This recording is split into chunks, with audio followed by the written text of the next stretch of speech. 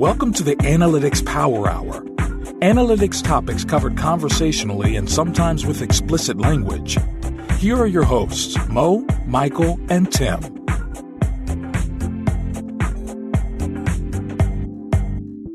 Hey everybody, welcome to the Analytics Power Hour. This is episode 213. I once had a conversation with a data leader.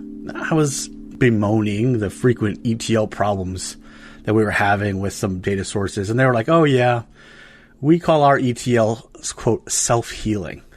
And because in a few days, it'll probably start working again.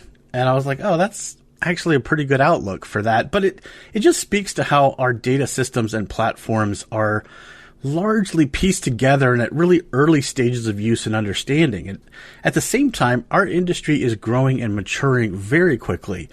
And with that, we don't just need more capability. We need to have that capability understood and used effectively across our companies by everybody who needs to interact with that data. And that's sort of where the concept of the data contract comes in. What is that, you might ask? Well, we're going to talk about it. And I'm pretty excited to introduce my co-host for this episode, Josh Crowhurst, Senior Manager of Digital Performance Analysis at AIA. Welcome. Hey, happy to be here. So some listeners might notice that Mo is absent. She will actually be back for the next episode, but she'll be on a little break. And Josh, thanks for joining in as a co-host for this episode. And Tim Wilson, full-time quintessential analyst and industry bon vivant. Welcome. Wow. We got to work on that. I don't know. What am I supposed to call you now? You're a man that can't be defined. We can all set up a meeting and we can workshop some. Okay, we'll workshop some titles. Anything would be better. How's that? Yeah. I was thinking of like the pie chart slayer or something like that. I don't know. We'll come up with something. Anyways, I'm Michael Helbling, managing partner at Stacked Analytics. But we needed a guest, someone who could help us make sense of all this data contract stuff. Shane Murray is the field CTO at Monte Carlo. And prior to that, he was the Senior Vice President of Data and Insights at the New York Times. He's also a founding member of the Invest in Data Angel Investor Collective. And luckily, today, he is our guest. Welcome to the show, Shane. Thank you. Thanks for inviting me. Excited to be here. Yeah, you're the second person I've met from the Invest in Data Collective, so I might know a couple more people, but I definitely know at least one other person. It's a pretty amazing group of people, and it's pretty cool to see what you're doing with that, which is not what this show is about. All right. Well, let's start with something. I think, Shane, it'll be probably really helpful for all of us to just start at the very beginning of this, which is just defining what even a data contract is. And then I think we can sort of use that as a jumping off point for more discussion about it. Sure. So a data contract is typically I'd say an internal agreement between data producer and data consumer or consumers. It could cover things like the schema of the data, the range of the values expected, SLAs around the delivery of that data or the availability of that data, as well as things like access and security to the data. Usually what I think we're finding is that this is accompanied by a shift in kind of process and culture within the organization towards more upfront gathering of data requirements and even perhaps an emphasis on data modeling on the side of the data producer to ensure the quality of that data that's delivered towards the warehouse, ultimately with the goal of building more reliable and trustworthy data. Am I right in thinking about it? Because I wasn't super familiar with them until I started reading. It seems like you and Chad Sanderson seem to be dominating the search engine results on data contracts. But I was kind of gleaning from it, which seems obvious in hindsight, but the challenge is that we're saying data producers and data consumers. The data producers are often software engineers building operational systems. Like the data consumer, if you tell them you're a data consumer, they'll be like, yeah, I'm a marketer. I'm a data consumer. I'm an analyst. I'm a data consumer. It feels more natural. If you tell a software engineer that they're a data producer, that's kind of the fundamental challenge, is that they're like, no, I'm building a system. I'm maintaining a system to run some operational process. Data is an artifact of that. So sure, knock yourself out. The data is flowing somewhere else. I assume that it is it's fine. It's just fine. But they don't really see themselves in a role of producing data. That just kind of happens, and that's kind of the root of the problem. Yeah, I think that's on point. And to your point, I don't think many software engineers would ever label themselves as a data producer. They would call themselves a software engineer or a product engineer.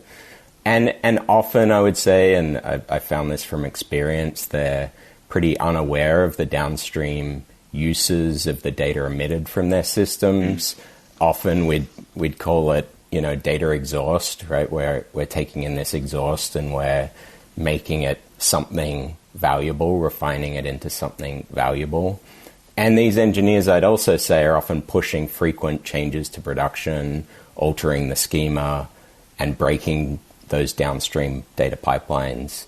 And I think the shift we're really seeing, and this is amongst the data consumer class, is that data products are just becoming more and more critical to organizations, both the machine learning products or the customer-facing applications that are running in production, but also the analytics. You can have financial analytics that's supporting decision-making or pricing analytics that's just critical to the business. And data teams are just looking for ways to ensure that data is high quality, it's reliable, and it's trustworthy. So I guess one of the things I was thinking about, just kind of related to that point, where you have, software engineering teams that are not typically looking at themselves through a lens of, data producer. And with the data contract, you're asking them to do something a little bit differently and to change. So would you say that you typically would see some level of resistance to bringing this in, or is it more, as those use cases become more and more critical, it's self-evident that there's value in this? I guess how do you get that cross-functional buy-in from those teams that are more on the producer side, where I guess the benefit is less clearly felt, by them? Yeah, it's a really great question, Josh. And I think this is still some of the battle that data teams are fighting is getting the seat at the table to make data a first-class citizen in these products. Mm-hmm. And I do think there's an element of where you pick your battles. There's certain relationships where you have a clear, I would say like a one-to-one relationship between the software engineering team and the data consuming team, where it's a lot clearer how you're going to approach that team to ensure reliability. And there's other cases like, 50 product teams that are contributing to an event schema that's constantly evolving and that maybe serves 20 downstream products. So you have this kind of more complicated relationship. What I've found, though, is that, first it starts with kind of partnering with those software engineering teams to drive awareness of how the data is used, to actually bring them kind of in the trenches of responding to data downtime.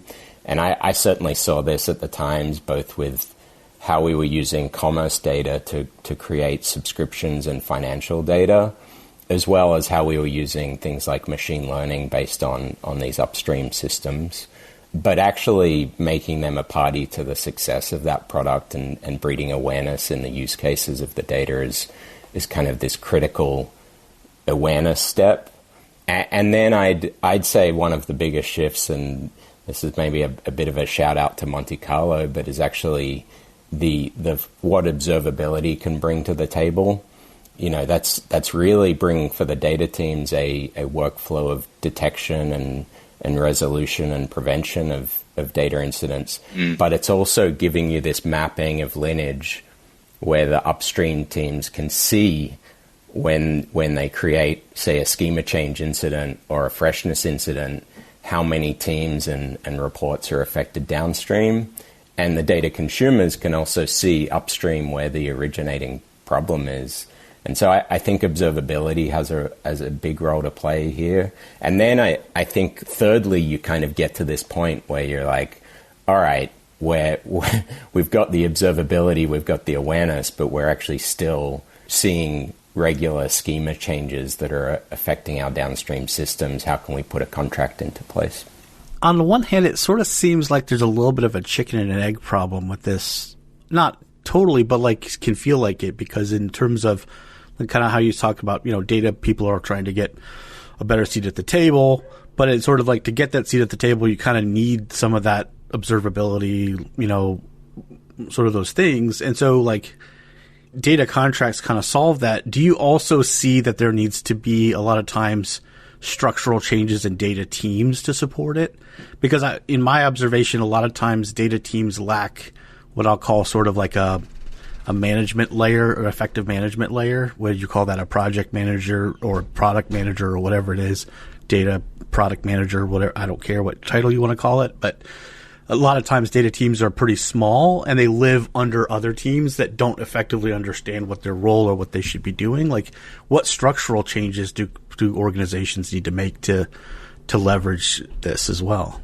Yeah, I guess I'd say, from my experience, one of the biggest ways to drive this change, to drive the awareness and the proximity to the problem, is through some sort of embedding model. And so pushing out sort of, whether it's engineers or analytical engineers or analysts, in the case of my experience, it was with analysts, pushing them into the product engineering teams to work side by side with them as like a data expert partner and bring some of those best practices to play. And then you just see that software engineer or that group of software engineers, they have a lot more clarity around how the data is used, and they're part of a cross-functional team that's responsible for the downstream impacts of their data. I still think you're going to have these complex relationships between a central team that probably still houses a lot of the most critical data assets for the organization, right? A financial reporting data asset, or, my experience at the Times, we actually had the machine learning team sitting centrally, but then depending on various upstream teams that were emitting the critical data for those applications.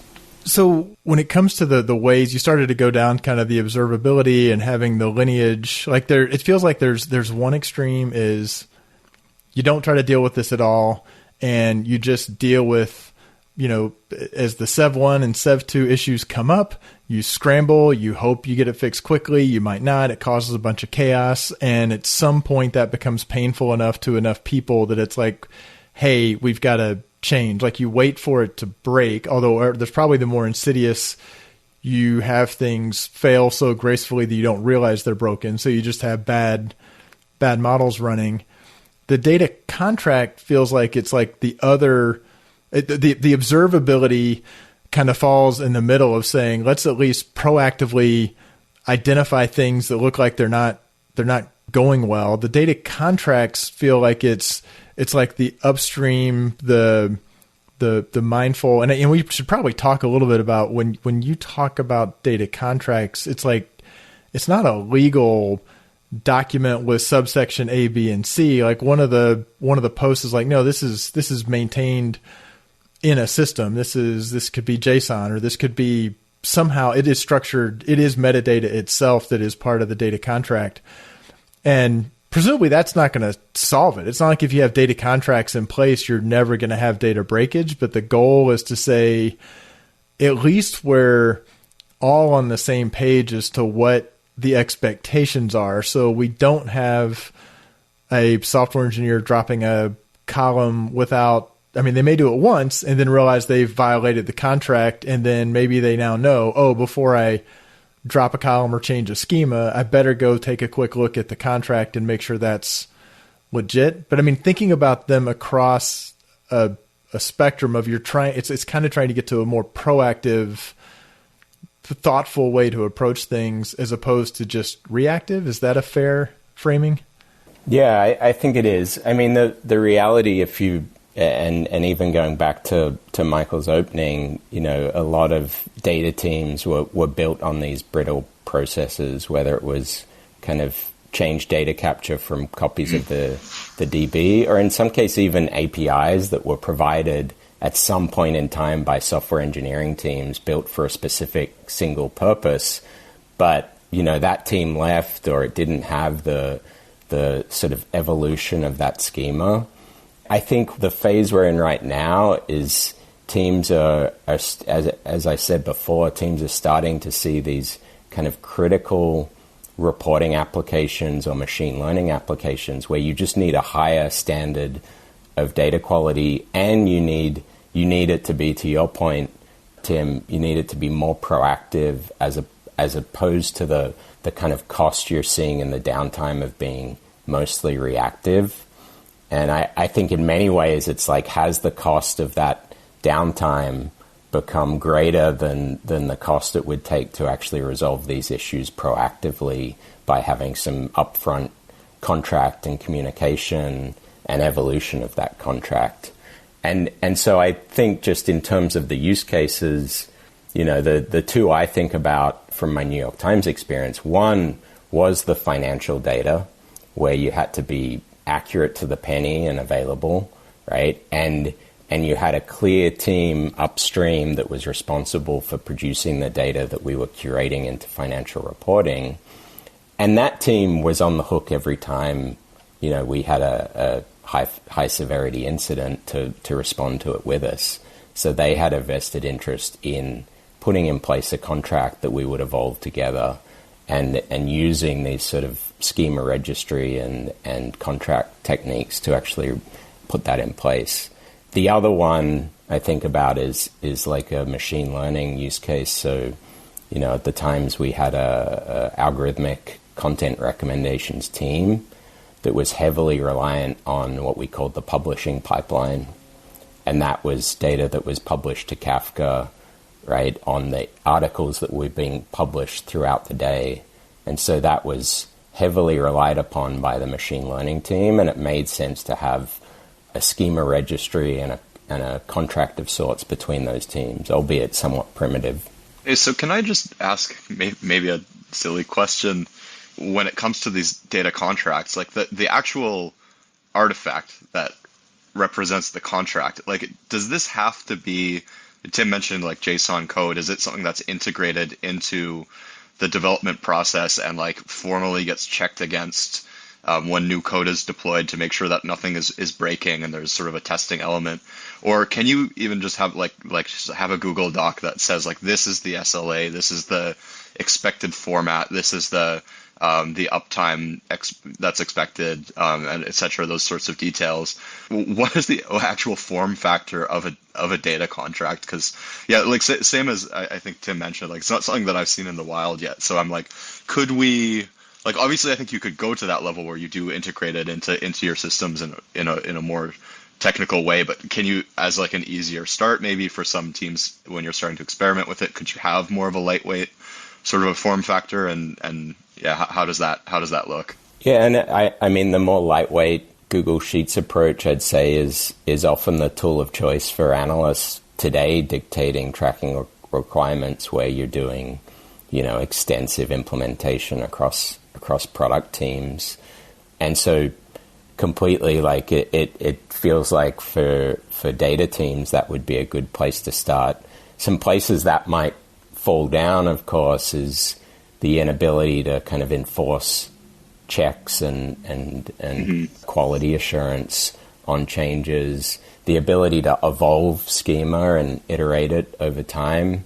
And you're probably not integrating that very tightly with the software engineer workflow. So similar to something like a catalog, it has this problem of perhaps sitting outside of the tool set that's used.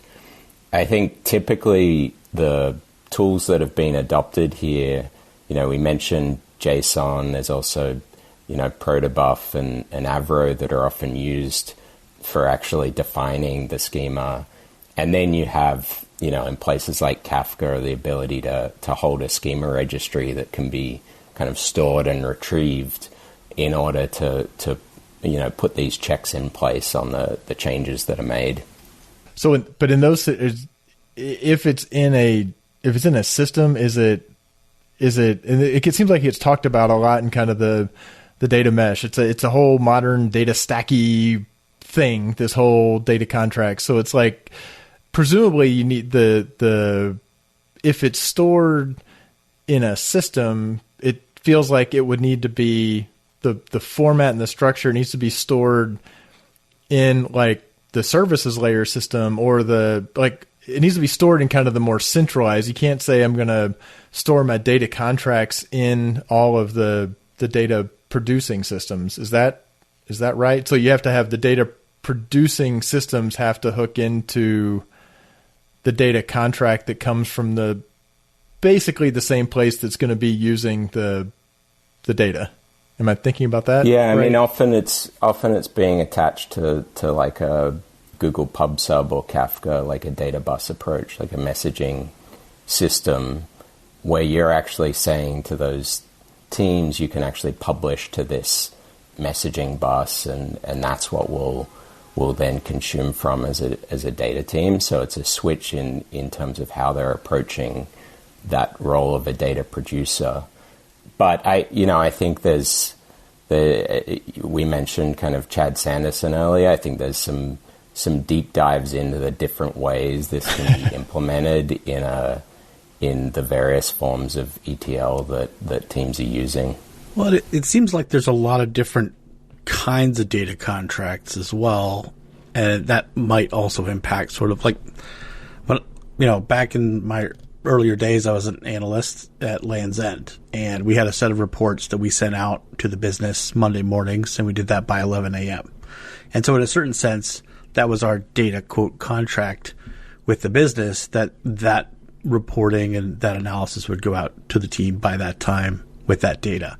And then we tried to get our vendors who provided that data to have SLAs that they would process and present the data to us so that it would be ready at that time. Interestingly enough, our vendors refused to participate in those SLAs. That was before, I was in the Omniture days, way before Adobe. But that's one of the things like we were doing. So in a certain sense, that's sort of, quote, a data contract, if you will. But, and sort of, I think that's where it gets you're little... killing me. You're trying to bogart a term it was defined. It was like... It's an SLA. It's an SLA. Yeah, I said call it an SLA. But I would say like the SLA is being, talked about in, alongside the more proactive, preventative contract, right? We're seeing a few variations of this discussed. And we deal with a lot of customers, work with a lot of customers at Monte Carlo who are going from observability to establishing SLAs and SLOs over their data products.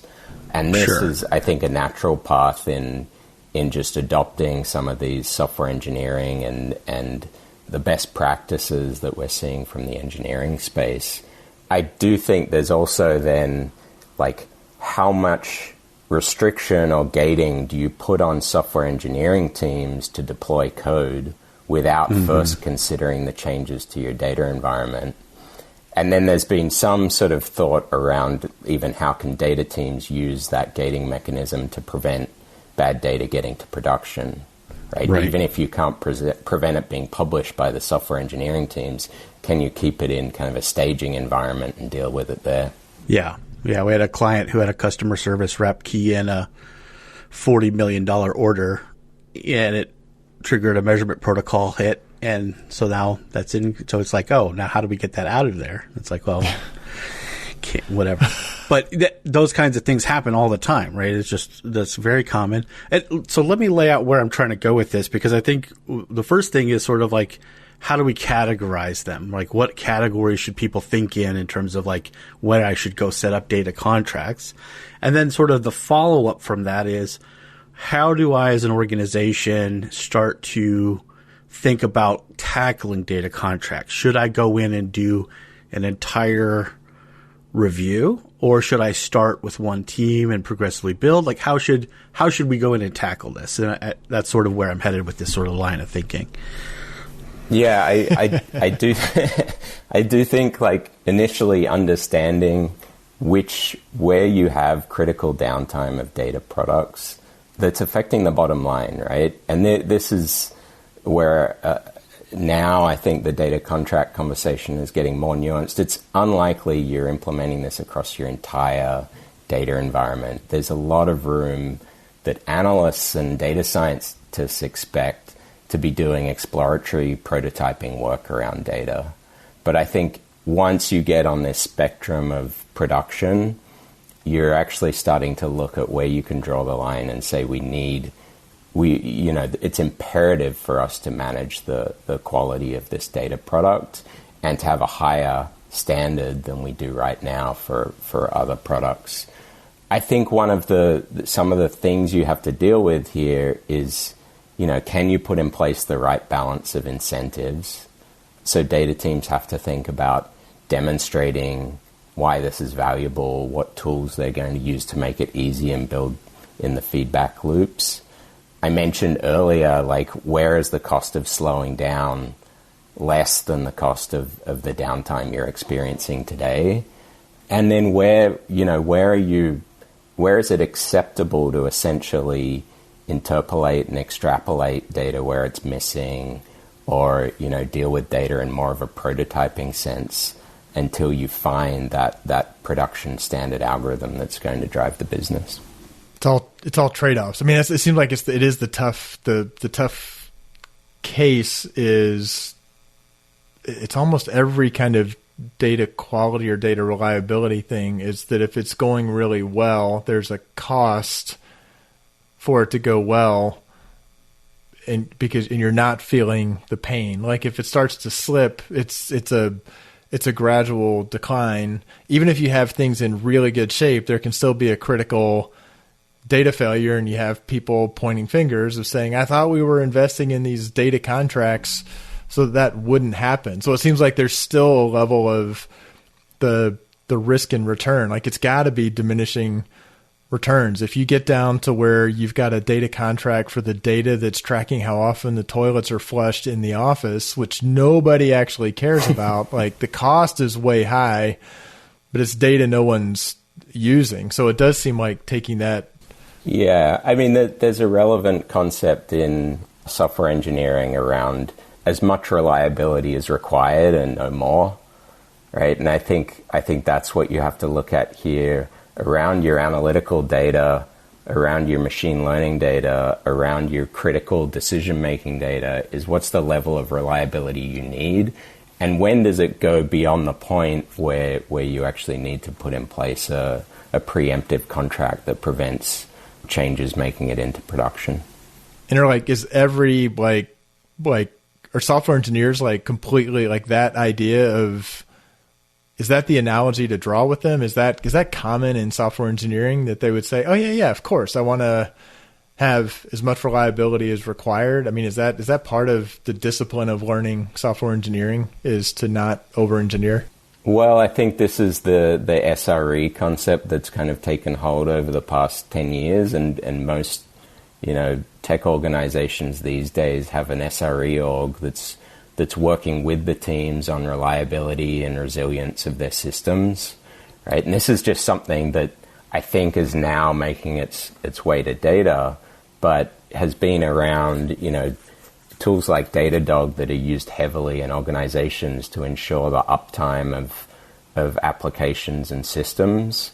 But again, they're looking at what is the minimum reliability that's useful for this product, because that is effectively a budget, and I need to be able to spend as much time as required to ensure that level and no more. Right. And I think there is a parallel to data teams where they're starting to think about, how do I ensure this reliability so I don't lose trust in the data, so I don't lose revenue for the business, so I don't lose reputation, but what's the minimum I can spend on that for each data product I'm building? Right. And I guess also the other thing I'm thinking about is from the analytics side, you also still want to keep some flexibility, right? Because if you put too much structure around it, you lose that ability to kind of explore quickly and iterate quickly, which, sometimes a lot of what we're doing is that. So I guess it's not like you want to have this really locked down everywhere across the board, because you lose some of that iteration speed. Is that fair? Yeah, I mean, I think the promise of data contracts, and the only way they really work, is if they are iterative. But I completely agree with you, Josh, that a lot of the times, and I've been an analyst in various forms, Could we predict all of our requirements on the data up front? Right. I'm not sure. Not always. We're often experimenting with the right data product for the right use case and what that required. And so having this sort of iterative relationship where you don't have to nail things down is useful for analysts.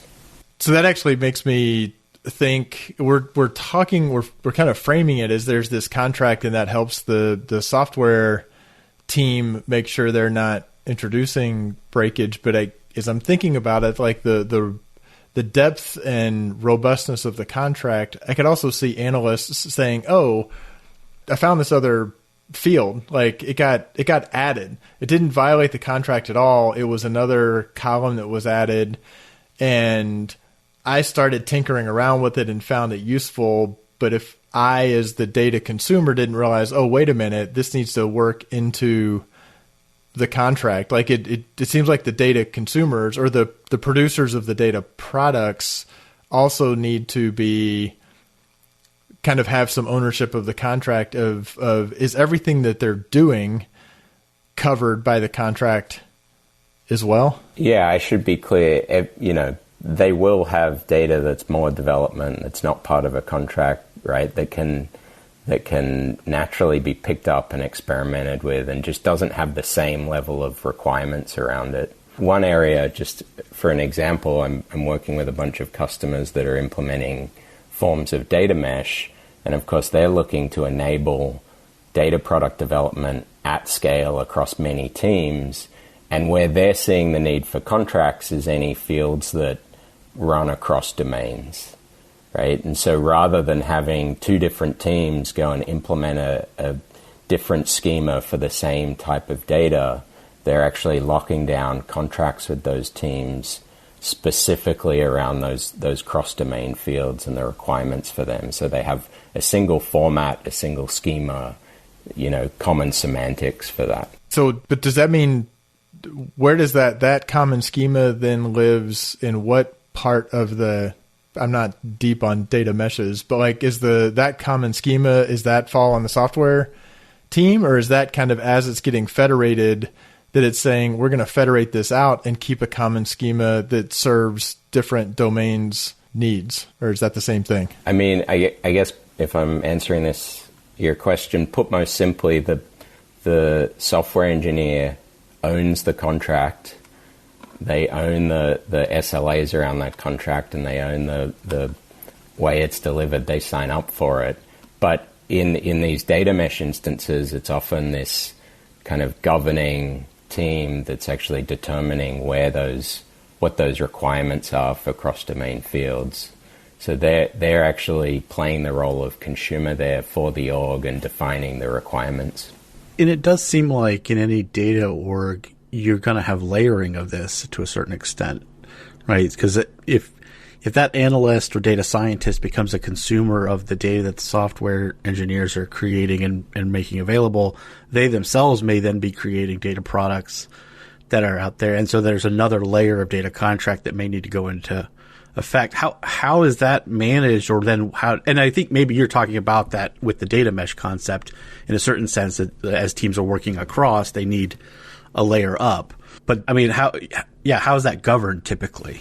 Yeah, I mean, I think in data mesh, commonly we're seeing it take the place of, or take the form of SLOs, more so than contracts at this stage. I'm not saying it won't sort of go to that level, but data teams are effectively putting in place SLOs around the data products that they're creating, because they're part of this interoperable mesh of tables or data products that need to be consumed and need to be trustworthy.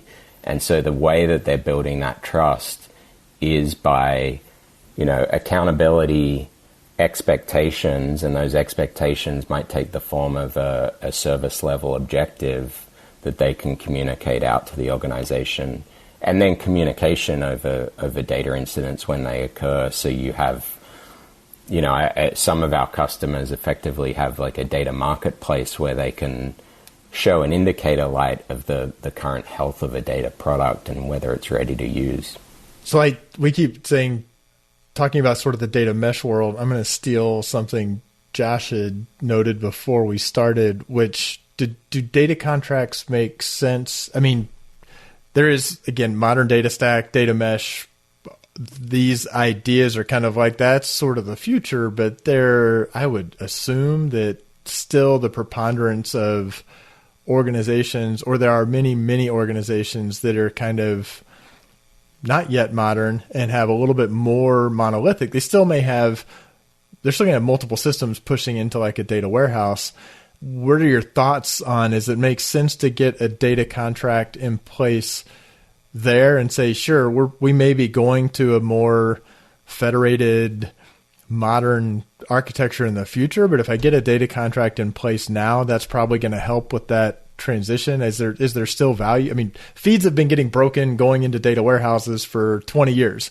So does it make sense to do data contracts not in kind of the sexy modern data stack world? Yeah, for sure. I mean, I think the reason we sort of land on talking about mesh is it's almost this kind of idea of scaled product development and this interoperability, which means that there's almost a cumulative effect of the problems in data, right? If you've got multiple teams kind of engaging across data products without necessarily knowledge of the owner directly, right? And a need to build trust in that system. But I think the concept of data contract doesn't have this direct link to data mesh. And even the example I referred back to of my experience at the New York Times, we were owning these core data products centrally. We had some teams that were operating, in with meshy principles, but a lot of the core data products, the most critical and valuable data products, were managed centrally, and this is quite common in organizations. And that's where you have this higher standard of, proactive enforcement on the schema. So now, and maybe this was just a fad that passed, or maybe it's still there. There was definitely a period where data lakes were kind of it's like playing whack-a-mole, but the idea of like, just have your systems throw data into the data lake. That's going to be a data swamp, whatever. And then we're kind of going to get it out of there and clean it as that intermediary step. One, I guess I'm just not looped in enough to know if data lakes had their day and people realized that was creating more problems that it helped. But if they are still kind of part of an option for architecting an overall system, then does the data contract fall to where it's actually what's going into the data lake? Because it always seemed like data lakes were talked about of just like throw it in there, which feels not very contracty, but that then breaks your link between the consumer and the producer. Yeah, I mean, I think if we talk about data lakes, there's both probably the culture or the how it came about, and also the technology. And I think the technology has stuck around. Like what we're dealing with in cloud lakes is, the step beyond what we had with Hadoop and other and sort of S3 and how we were managing data lakes in the past. But this idea that we could just drop all your data into the lake and then do all the transformation later, I think this is why we're seeing both data mesh and contracts emerge as better philosophies to manage trustworthy data products, because data teams were spending their whole time cleaning data and dealing with the fallout from everyone just throwing it in the lake. So I think mesh even positions itself as a move away from that paradigm of the monolithic, throw it all in their lake, to data producers taking responsibility over the data they're producing and the data products that result from that. Man, it's confusing. I mean, it's just a bigger version of collect everything on your website, right? Like, just throw it all in there. We'll figure it out someday. Yeah, I mean, that was a very helpful. I say it's all confusing. That was like a broad entire topic confusing. That was actually a very, very helpful and clarifying explanation. So it's my inner voice coming out. So this is kind of looping all the way back to kind of the talking about the New York Times and we've talked a little bit about prioritizing of where their data contracts, and you were kind of noting financial data, and I all of a sudden this like thought bubble of like, oh wow, this is like Sarbanes-Oxley coming up, which is a U.S. centric thing. But when it comes to that critical data, it does seem like this is just a little bit of an idle thought that we don't. It seems like people sort of figured out Sarbanes-Oxley. I think it's still there. There are still people, executives on the hook for saying this data is good and valid. That feels like a way that also to get some buy-in, at least on some of the data sources, to say this is going to add your confidence. If you are legally being required to sign off on certain numbers, if you step down from Sarbanes-Oxley, well, then what's the data that's being reported to the board? Maybe that's not federally regulated, but you're still going to be in hot water if it's wrong. So do you see that kind of a corner office kind of buy-in to say we really need to know at least these core data products and the core data within them that we're looking at? We are willing to invest in this sort of cross-departmental thing of a data contract to make that data more robust and reliable?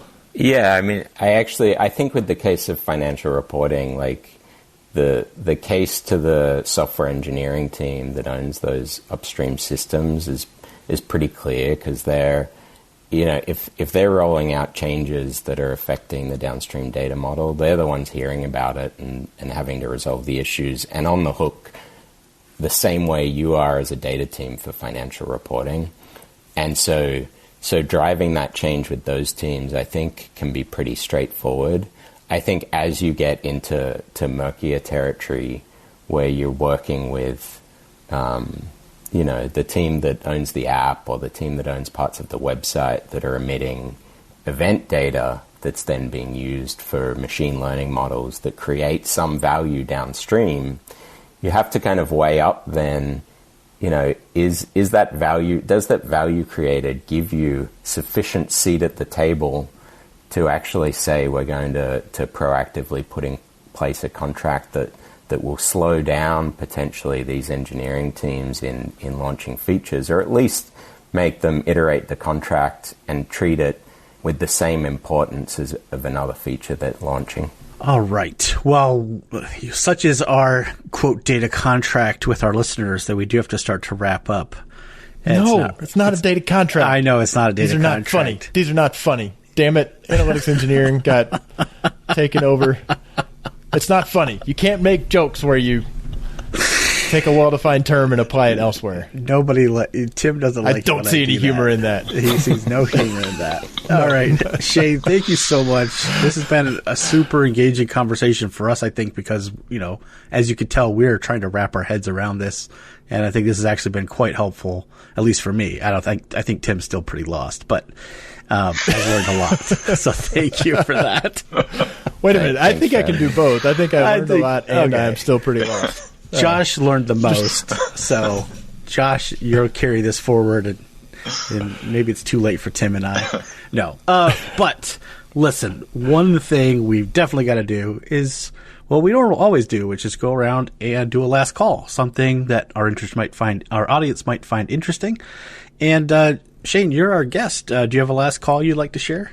Sure. This is maybe a little off topic, but I wanted to. That's encouraged.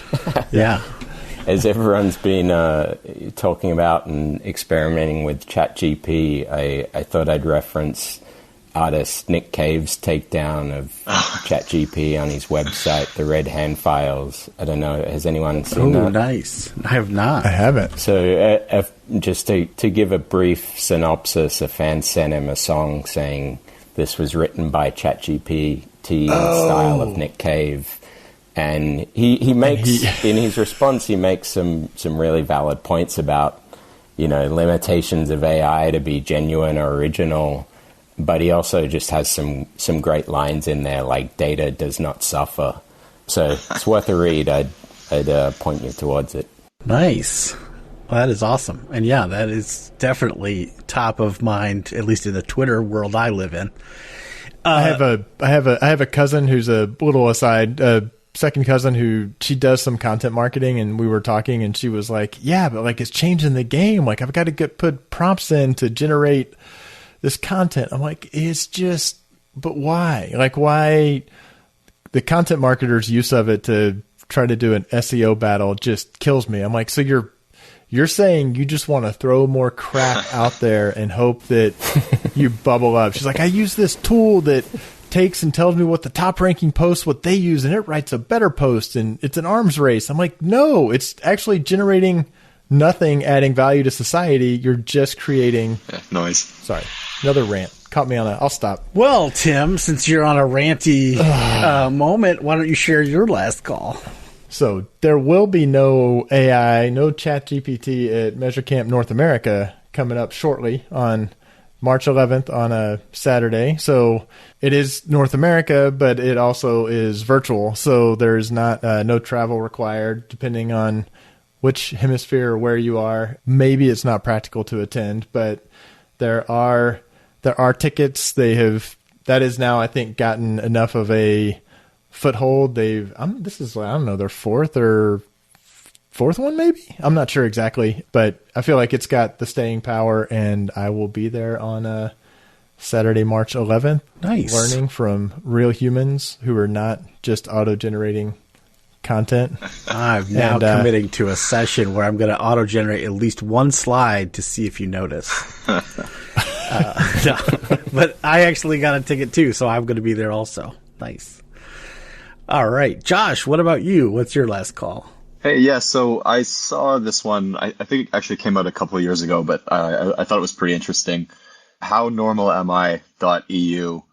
And this is it's a website. Oh. Yeah, did you see this one? Yeah, it's out of it's a government. It's like someone in the EU that's actually it's a government. Yeah, it is. It is. They've got the logo on there, and I'm not sure exactly how. Like maybe they provide access to the data or funding or something. But yeah, basically what it is, it's this artist, technology critic, privacy designer. I'm gonna butcher how pronouncing the name, but I think it's Timen Shep put this together, and it's kind of like a in your browser real-time documentary that uses your webcam and sort of tracks your interaction with the site. And what it does is it uses like facial recognition to make judgments about your emotional state and things like, it guesses your age, your BMI, has an algorithm that guesses your life expectancy, which like it kind of hooks you with this sort of entertaining thing. But as you go through the documentary, it sort of gets into this deeper message about, biometric tracking and how this can be used to sort of threaten privacy in some pretty creepy ways.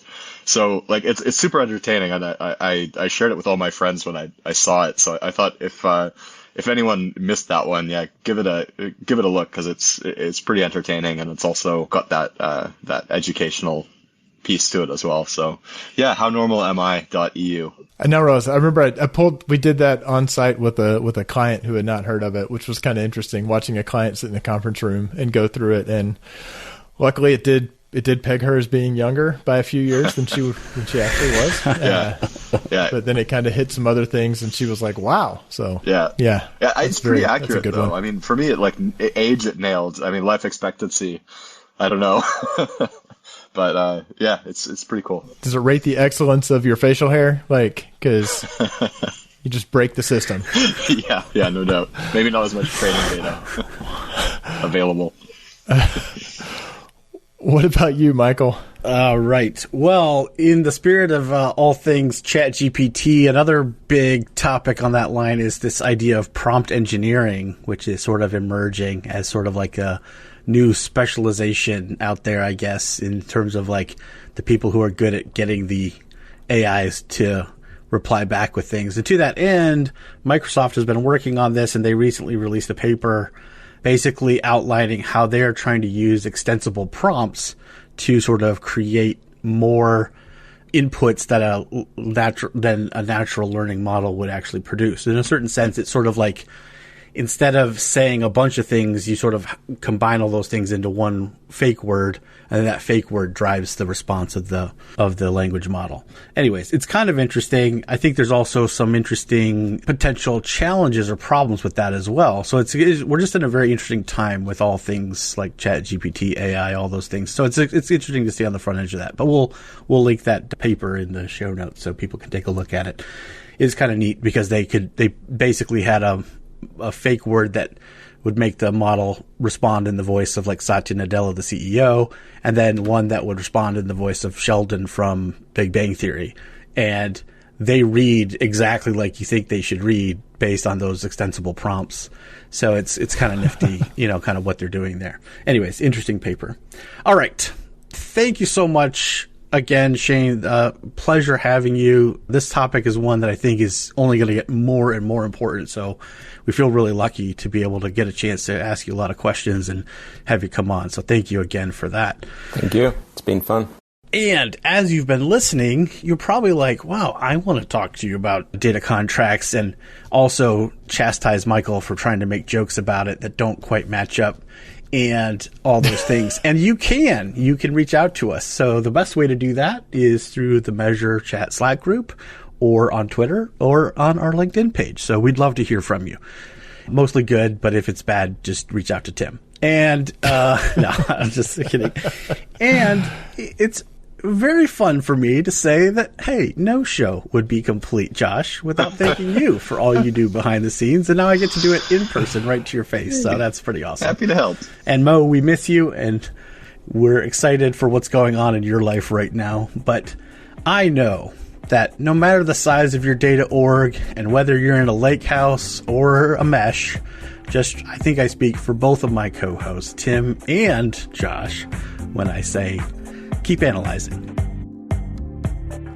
Thanks for listening. Let's keep the conversation going with your comments, suggestions, and questions on Twitter at @AnalyticsHour, on the web at analyticshour.io, our LinkedIn group, and the Measure Chat Slack group. Music for the podcast by Josh Crowhurst. So smart guys wanted to fit in, so they made up a term called analytics. Analytics don't work.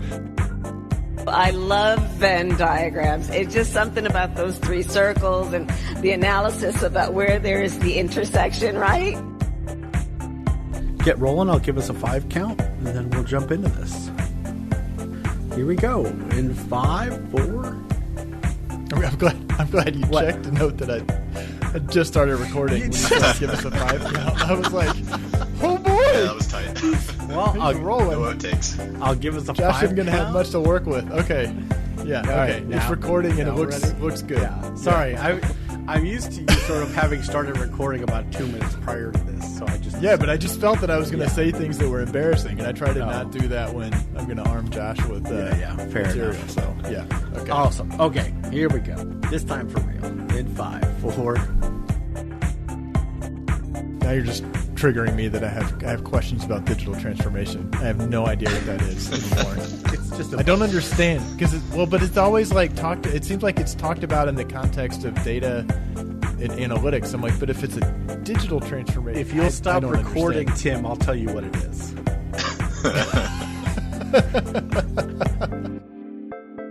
Rock flag, and let's get data meshy.